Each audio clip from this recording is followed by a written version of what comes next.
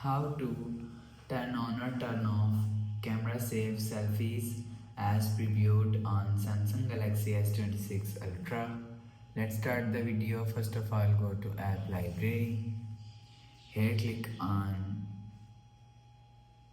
camera app. After click on camera app, click on this 4 dot icon and click on settings icon. Now in camera settings, scroll down.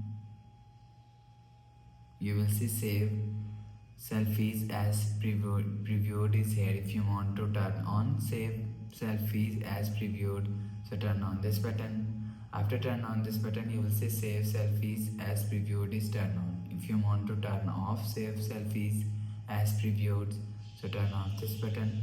After turn off this button, you will see save selfies as previewed is turned off. You will turn on or turn off save selfies as previewed from here. After the process, go back to home screen. So that's how you can turn on or turn off camera save selfies as previewed on Samsung Galaxy S26 Ultra. If you like the video, please subscribe. Thanks for watching.